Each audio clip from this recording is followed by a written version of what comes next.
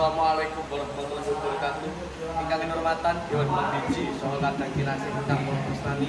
Kepangaken kula Ismail Faradeva badhe dongeng kanthi rairan Sumantri Ngenger.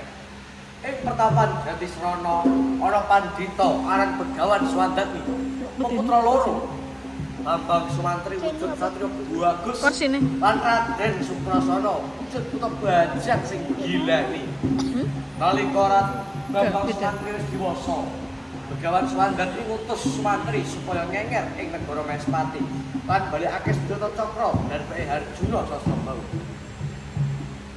Aku elo kowe Kakang adikku di Sukrasana. Kene ndak kancane. Sakwise Sukrasana turu, Sumantri budal nyelapake adine ing negara Mespati.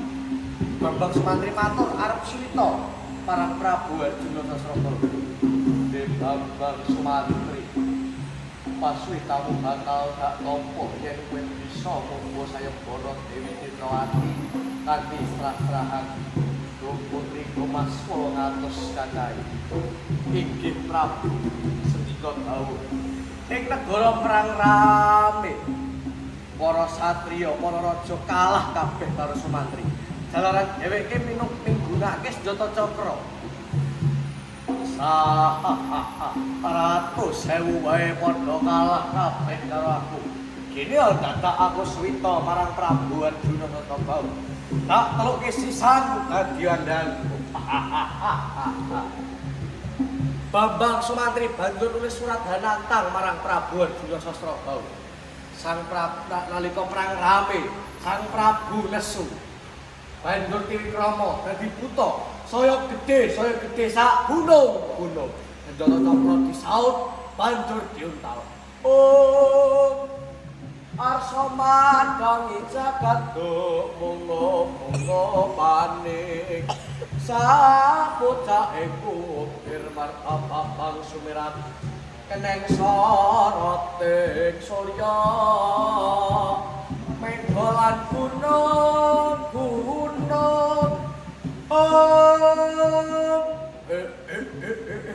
Bambang Sumantri kowe satriya picak watak wala mrih barang liyan satriya wingi sore kemaki wanita kang ratu Gusti kene aku kesis nak utal tak remet kowe Sumantri.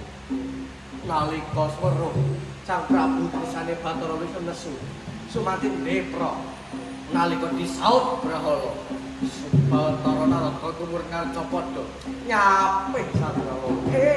Perkencang Pak pun malang kali jedhe sapa sing gawe. Ayo, buta bantar lirik dadi Prabu Harjuna Sasrabahu. Minggato wis Sumantri. Pasti kamu bakal tak nampa maneh yen kowe bisa minggat taman dari Kekono ing Tanggalan penyanyi negara Mespati.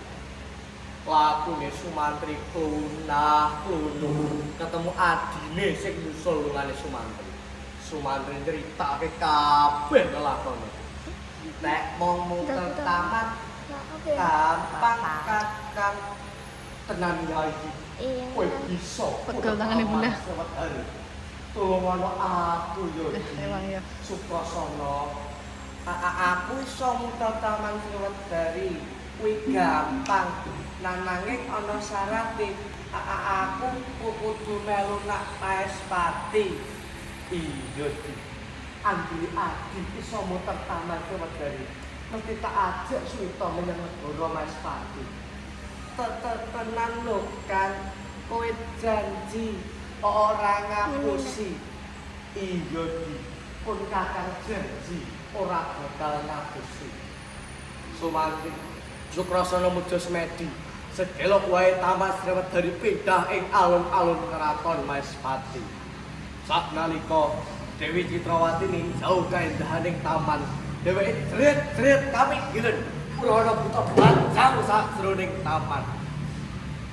Dewi Citrawati matur marang Prabu Harjuna Sasrabahu. Para Sang Prabu banjur dawuh marang Sumantri supaya nyingkiraken buta bajang kuwi mau. Sukrasana wani-wani ning kowe peteni Dewi Citrawati. Baliyo menyang pertapan. Kakang, aku wis kok janjeni. Sumantri kregeten Sukrasana diagar-agari keris. Keris kuwi mau merujut sama tangan Sumantri. Mancep ing dadaning Sukrasana. Oh, surem-surem Dewantara kingking lir mangus kang layon. Denya ilang kang memanise warnanira layu. Umal ucap kangyo maratani.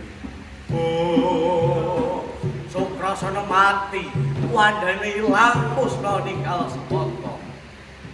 Teket temen kowe kang karo aku. Kowe mlenjani janji. Utang pati, nyaur pati. Ditenana yo kang yen kowe prantati karo ratu Tonto saka nang Alengka.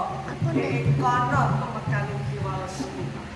Aku pamit yo kang tak anteni ing lawaning swarga. Sumantri gelo, sedih, nanging kuwi wis kebacut. Tak tresnan marang ajine ilang, amarga watake seneng melik janji. Janji marang Ratu Gustine, janji tresnani adine, janji ngajak adine, kuwi mau ilang amarga melik derajat pangkat lan kamekten. Besok patine Sumantri iki kemah dening ratu buta saka Ngalengka Giraja. Menika pungkasaning lelampahan Sumantri nyenger